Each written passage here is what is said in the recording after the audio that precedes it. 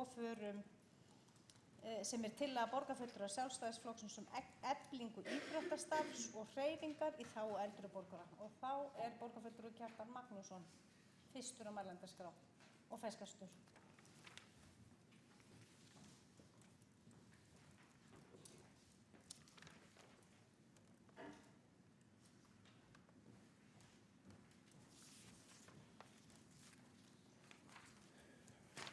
Forseti, góðir borgarfulltrúar. Ég ætla að flytja hér svohljóðandi tillögu borgarfulltrúa Sjálfstæðisflokksins eflingu íþróttastarfs og hreyfingar í þágu eldri borgara. Borgarstjórn samþykkir að vinna að eflingu íþróttastarfs og hreyfingar í þágu eldri borgara í Reykjavík. Leitað verður eftir samstarfi við íþróttafélög í borginni og hagsmunasamtök aldraðra leiðir til að nýta betur íþróttamannvirki í borginni þessu skyni. Þá verður unnið að því að kynna betur þá kosti sem eldri borgurum stendur til boða í íþróttastarfi, hreyfingu og líkamsrækt. Já, hér séum málum að ræða sem raunni ýmislegt gott hefur verið gert í, en þetta eitt af málum þar sem við getum gert fleiri hluti en þá betur. Það blandast engum hugur að áhugi almennings á hollri hreyfingu og iðkun íþrótta hefur vaxið mjög á undanförnum árum. Löngu sannað að hæfileg hreyfing styrkir líkamann, léttir lund og flestra minna bót.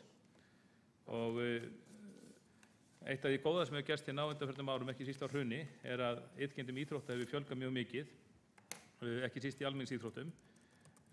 Sumir hafa brugðist við versnandi efnahag með því að taka upp heilbrigðari lífshætti en áður, þar á meðal reglubundna hreyfingu.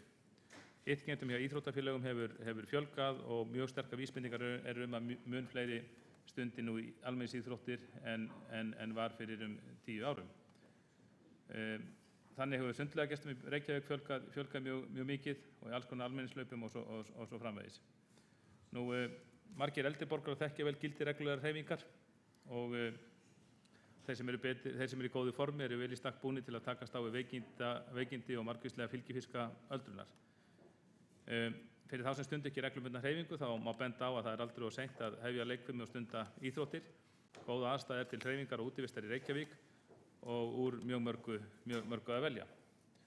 Sundið til dæmis mjög vinsælt meðal eldri borgara og við höfum þetta sundlaugar sem á heimsmæli kvarða og í sundlaugunum margvíslegt í boði fyrir eldri borgara, vants leikfimi, sundkennsla og leikfimi. Þar hafa menn í sundinu lagt mikla áherslu á að þjóna eldri viðskiptavinum laugana vel, enda nýtur þessi leikfimi gífurlegra vinsælda. Og síðan við sumar sundlaugar starfræktar líkamsræktar stöðvar á vegum einkaaðila sem njóta vinsælda og vonandi verður fleiri slíkum stöðvum komið upp í sundlaugar í borginni. Það ákveðið starf sem fer fram með félagsmiðstöðunum í borginni. Þar mætti þó jafnvel hugsa sér til dæmis í samstarfi við íþróttafélögin að auka það starf, jafnvel lyfta því upp á uppfæra það, setja upp á hærri stallinn áður og síðan þetta ganga. Margir eldri borgarar iðka göngur sér til heilsubótar og hreysingar og það hefur auðvitað verið gert átak í lagningu göngu- og hjólreiðastíga borgina sem njóta mikilla vinsælda og þá hafa ákveðnar tilraunir verið gerðar með að opna íþróttahús fyrir göngufólk af eldri kynslóðinni og nýtur það mikilla vinsælda þegar það er erfitt færi í borginni, hálka á gangstéttum, veður, ísótt eða snjór. Þar sem þetta hefur verið gert á nokkrum stöðum hefur það gengið vel og ég held að það sé sjálfsagt að skoða það frekar hvort það sé geta að gera meira af slíku, þannig að slík hús, íþróttahús, það verður reynt að tryggja að þau séu aðgengileg í öllum hverfum borgarinnar og í sumum húsum þetta spurning nýtingu. Sum húsin eru afar vel nýtt með skólastarf á daginn og íþróttastarf síðdegis og á kvöldin. En sum hús mætti nýta betur og ég held að sé hægt að horfa sérstaklega til þeirra að reyna að bjóða upp á það í hverju hverfi að bjóða eldri borgurum upp á það að koma og hreyfa sig í þessum húsum og grípa þá jafnvel í tæki og áhöld sem eru þar til staðar í samvinnu við íþróttafélögin, bjóða jafnvel upp á námskeið. Þetta hægt að gera með frekar ódýrum hætti en það sem sérstaklega í þessum húsum sem ekki vel nýtt á morgnana eða á skólatíma. Og við höfum auðvitað nýta þessi íþróttahús sem hafa verið reist í öllum hverfum borgarinnar og þar sem er ekki nógu nýting þá á auðvitað auka hana. Nú, já, ég held að það sé ekki mikið meira til að segja. Ég held að ég býst við að henni verði vísað til þess til íþrótta- og tómstundaráðs eða eitthvað slíkt og þar held ég að væri fullt tilefni til þess að setja saman starfshóp til þess að taka saman hvar íþróttir og hreyfingarstarfi í þágu eldri borgara hefur gengið vel í borginni. Það er svolítið misjafnt eftir hverfum og reyna síðan að bjóða samhæfa þetta eins og sjá til þess að gott framboð af slíku sé til staðar í öllum hverfum borgarinnar, þar sem það verður aðgengilegt fyrir alla eldri borgara. Þá hefur borgarfulltrúi Kjartan Magnússon lokið máli sínu og þá er borgarfulltrúi Dagur B. Eggertsson næstur á mælendaskrá. Forseti, ágæta borgarstjórn, ég vil þakka borgarfulltrúnum fyrir að taka hreyfingu upp sem málefni og kannski sérstaklega í samhengi við eldri borgara. Það á þó við alla aldurshópa og það er alveg ótrúlega mikil þróun í rannsóknum sem sýna fram á tengsl hreyfingar við bæði sem forvarnir við sjúkdómum og betri líðan, lífsgæði almennt og eitthvað sem við getum reynt að nefna einu orði hamingju. Ég kynnti mér þetta svolítið fljótlega eftir ég kláraði læknanám og þá var mjög mikið degla í þessu í Skandinavíu. Í kjölfar viðtals í Morgunblaðinu þar sem að ég varpaði fram eða svona sagði frá tilraunaverkefni hreyfiseðla svokallaða, þá hefur þetta náð aðeins flugi. Það var í kjölfarið sett fram þingsályktunartillaga og núna er verið að prófa hreyfingu sem í stað lyfja í samvinnu við heilsugæsluna og fleiri aðila allt land, þannig að það er heilmikið í gangi í þessu. Ég hef stundum sagt að stóra sérstæða Reykjavíkurborgar í lýðheilsumálum séu sundlaugarnar og þær eru ekki síst sóttar af eldri borgurum og eru ótrúlega mikilvægar fyrir þá og við höfum verið að svona þróa þær auðvitað eins og fólk þekkir með sundleikfimi fyrir eldri borgara sem að er til staðar í öllum laugunum okkar, kannski ekki allir sem að vita af því að margt af þessu fer nú fram á vinnutíma. Það er líka fleira á vegum ITR.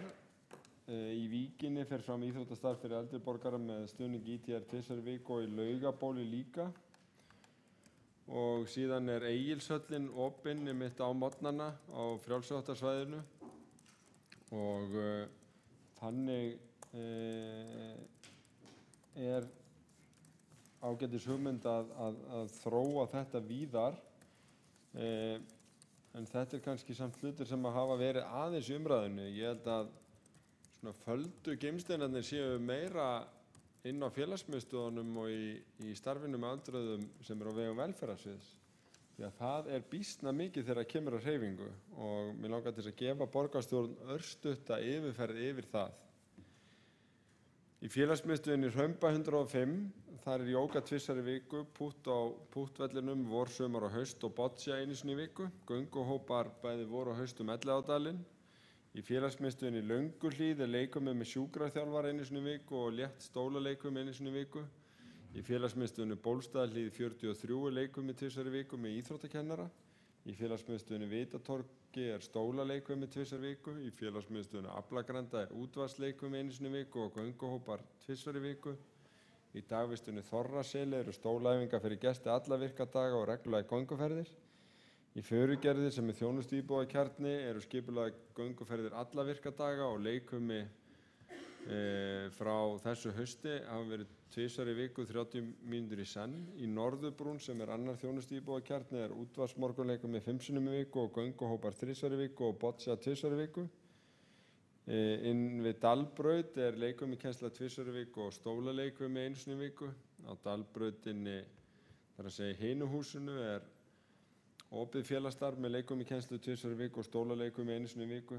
Í Hæðagarðinum sem býsna stór kjarni leikur við 2 sinnum í viku, Tai Chi 5 sinnum í viku, Qigong 2 sinnum í viku, ganga 2 sinnum í viku, bocce 1 sinnum í viku, hverfisganga af og til á laugardögum og línudans 1 sinnum í viku.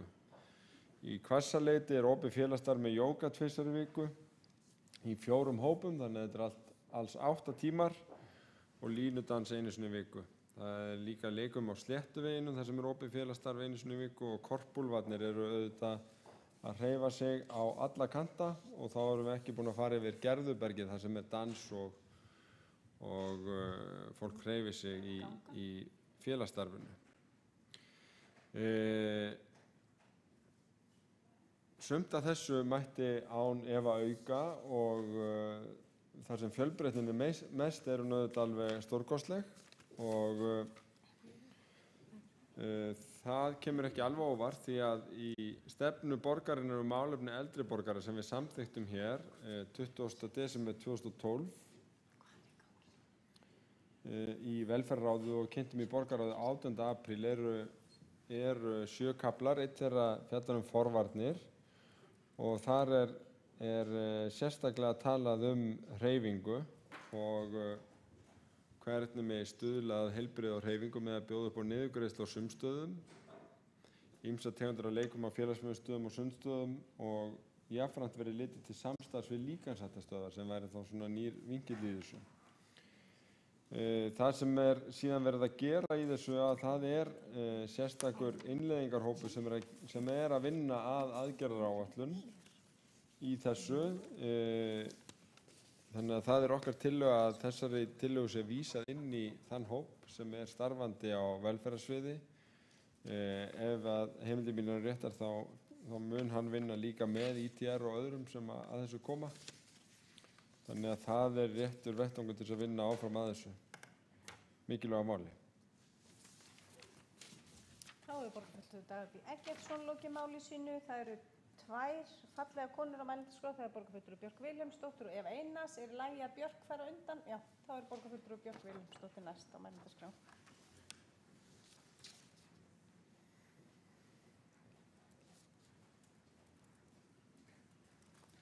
Forseti, ágæta borgarstjórn. Í lok síðasta árs, í nóvember og desember 2012, þá var gerð rannsókn Capacent kannaði viðhorf eldri borgara í Reykjavík. Úrtakið í Reykjavík var tæp 1000 manns á aldrinum 67 til 87 ára og svarhlutfallið var 55%. Gamla fólkið, fólkið 67 ára og eldri, var spurt: hversu ofta jafnaði stundar þú einhverja líkamsrækt eða íþróttir, svo sem sund, leikfimi, gönguferðir eða aðra reglulega hreyfingu? 78,7% stundar reglulega líkamsrækt, íþróttir, sund, leikfimi, gönguferðir eða aðra reglulega hreyfingu. 78% á aldrinum 67 til 87 ára og einungis 21% sem að stunda þetta sjaldnar. Þetta aldraðir eldri borgarar, þeir eru greinilega að nýta sér það sem að Dagur var að tala sem að bæði ITR og félagsmiðstöðvar velferðarsviðs hafa upp á að bjóða, eða bara mæta í sund eða fara í gönguferðir eða allavega að hreyfa sig mikið. Í síðustu viku voru fréttir af því að unga fólkið í Reykjavík, samkvæmt einhverri nýrri rannsókn frá Háskólanum í Reykjavík, að hreyfa sig minna en áttrætt fólk. Kannski verið að vísa þar í samanburð við þessa rannsókn, því að það alveg ótrúlegt hlutfall að 80% eldri borgara hreyfi sig reglulega. Og það sem svo merkilegt að þeir sem eru yngstir í hópnum, sem kannski ekki merkilegt, en líka þeir elstu, þeir hreyfa sig oftast. Og það sem það góða og það sem segir hversu mikilvægt þetta að það beint samhengi í milli þess hvernig fólk svarar til heilsufar sitt og hreyfingar. Þeir sem segja heilsufar sitt mjög gott eða frekar gott, hreyfa sig að sjálfsögðu mun oftar og meira en þeir sem telja heilsufar sitt slæmt. Það kannski þarf ekki vísindafólk til þess að komast að þessari niðurstöðu, en það mjög skemmtilegt að sjá hversu gríðarlega miklu máli þessi hreyfing skiptir. En þetta niðurstöður Capacent rannsóknar sem að Reykjavíkurborg og öldrunarráð og velferðarráðuneytið létu gera í lok síðasta árs. Allt landið var spurt en svo fengum við sérstaka niðurstöður bara fyrir Reykjavík og þar kemur þetta fram. Ég vildi bara minna á þetta að eldri borgarar eru bara virkilega duglegir við að hreyfa sig og þau eru kannski sá hópur sem við kannski þyrftum minnst að hafa áhyggjur af. Takk. Það borgarfulltrúi Björk Vilhelmsdóttir lokið máli sínu og þá næstur á mælendaskrá borgarfulltrúi Eva Einarsdóttir.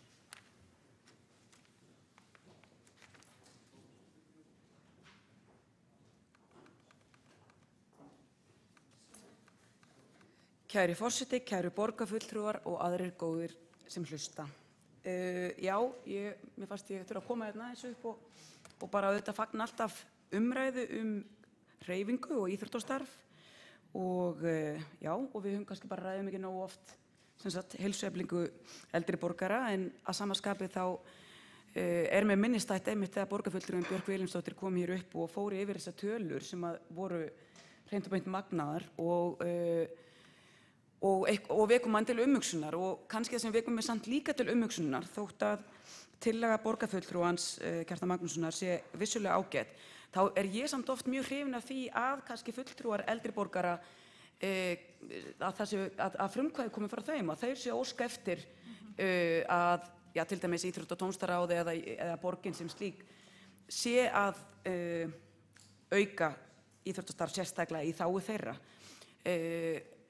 Reyndar höfum við fengið inn á borðið, svo ég geri nú ekki, ég verð að segja alveg satt að við höfum fengið inn á borðið ósk púttvelli og fyrir þá sem ekki þekkja til, þá hefur Reykjavíkurborg verið mjög dugleg að setja upp púttvelli við dvalarheimili og híbýli eldri borgara og eru þessi púttvelli mikið notaðir. Og svo kannski hafa einstaka sinnum borist ábendingar sem helst tengjast sundi.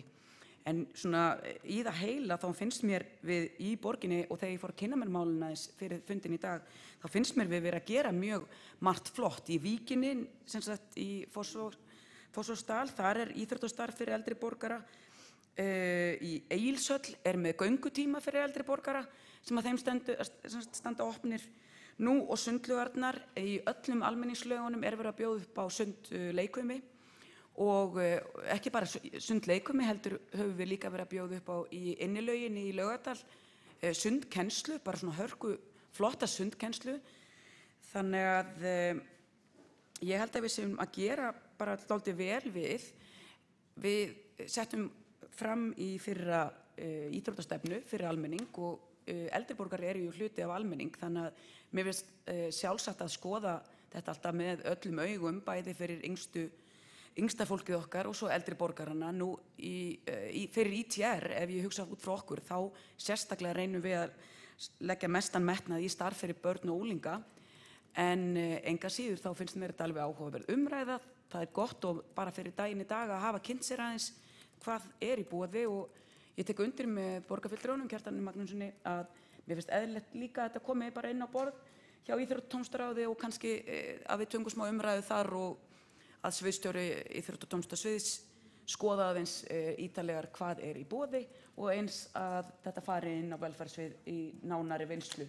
En eins og ég segi, hreyfing fyrir alla heilsusöm og mér heyrist að eldri borgarar séu bara okkur góð fyrirmynd í þeim málum. Það borgarfulltrúi Eva Einarsdóttir lokið máli sínu og þá ekki fleiri, það borgarfulltrúi Kjartan Magnússon, gjörðu svo vel.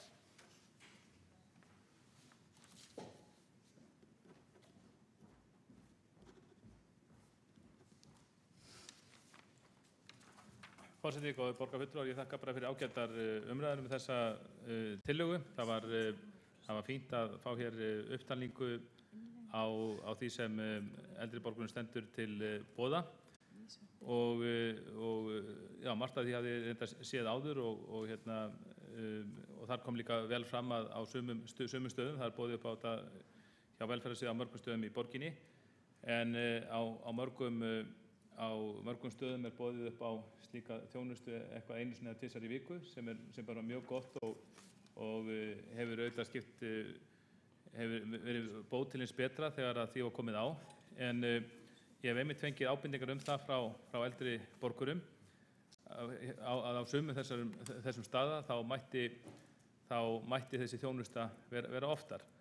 Og eldri borgarar sjálfsögðu, þeir bera saman þetta þjónustan milli staða. Sums staðar er hún mjög öflug, annars staðar er hún einu sinni í viku, annars staðar 2 viku, 3 viku, þetta er bara misjafnt og í sjálfu sér allt í lagi þótt það sé eitthvað ólíkt.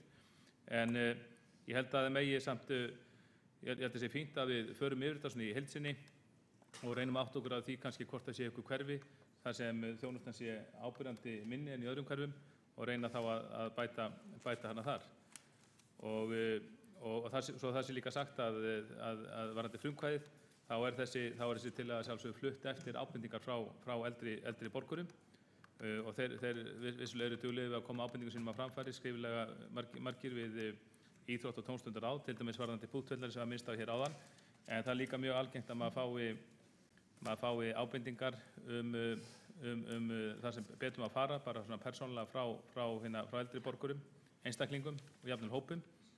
Og ég held að við erum að gæta þessu samræmi. Maður fær ábendingar að starfi sé öflugt í einu hverfi en ekki kannski næsta hverfi við þar sem viðkomandi býr, eða þá að það þurfa að bjóða upp á þessa hreyfingu aðganga þessum íþróttahúsum víðar, þá sérstaklega í vesturhluta borgarinnar og svo má áfram telja. Og síðan er bara dæmi hóp sem hefur talað við mig þar sem er hreinlega óskað eftir því að þeir fá að reyna meira á sig. Það er til dæmis frjálsíþróttahópur eldri borgara starfandi og sem hefur til dæmis komið því á framfæri að hópur sem byrjaði að hreyfa sig en hefur síðan styrkt sig og er komin bara í ákveðna íþróttaiðkun og hefur áhuga á því að það veri boðið upp á hana við borginni.